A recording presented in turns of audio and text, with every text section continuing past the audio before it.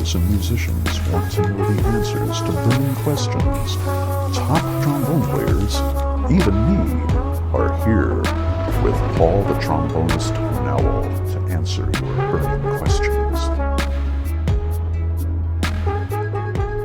String players I get a lot from. Mm-hmm. I think the way, even though they're not breathing through their instrument, they're still phrasing as though they're breathing. And I think listening to a cellist is just, I'm lucky enough to have a brother as a cellist. So, oh wow, cool.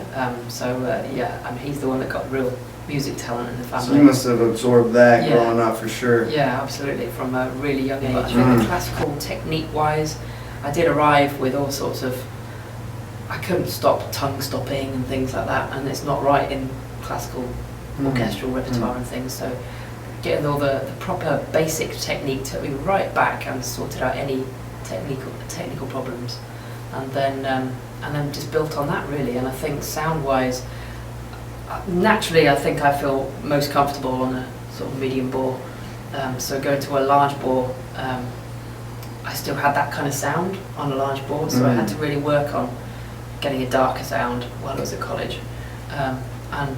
It was just a question of changing bits of instruments and changing mouthpiece or something just to help that kind of thing, and then working on the breathing. And that was just, I think that when I teach, I do a bit of teaching in London, and it's always the basic thing that you need to get sorted. Anyone, if you've got any problems, then it's breathing in over a count of 1 or 2, really as full as possible. You'll never do it as full as you can. So if you try and sniff, you can always get a bit more air in. So that teaches you straight away that you're not breathing to your full extent straight away. So, I mean, try it now, just you can still breathe it, sniff in a little bit more. Oh wow. And it teaches you that you've still got a few gaps here and there that you can still fill up. Does it kind of like exercise those muscles to learn and to take more? Is that what's going on with you? Yeah, I mean, physically I always push out first. It looks ugly, but push out first so that it's kind of like a really bulbous jug of some sort that you're going to fill up with water. You fill up that big cavity at the bottom first, so pushing out first physically to then fill in that gap. And I know some female trombonists come to me and say, look, we're so much smaller than the guys, how can we breathe as good as them? So I tell them to do that, and that's what I've done. I mean, I actually lost 20% lung capacity going through radiotherapy. I had radiotherapy to this area, and they said we're going to clip both lungs, so you can lose 20% lung capacity, and that was 2005.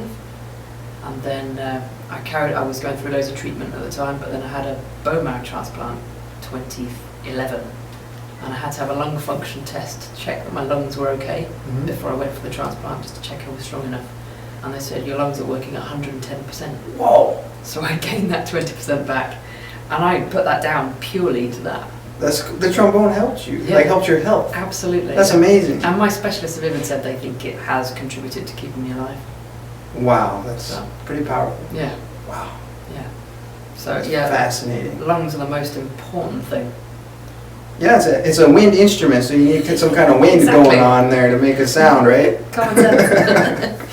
That's true. It always is about the air. It's like, doing these bone masters, it's the most common thing I hear.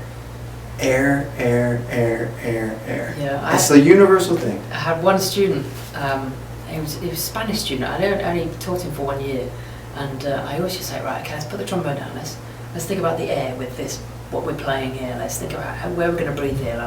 And I kept doing it lesson after lesson after lesson. Let's think about the air here. How much air you got to take in here? And it just stopped and went, why is it always about the air? And I said, because it's always about the air.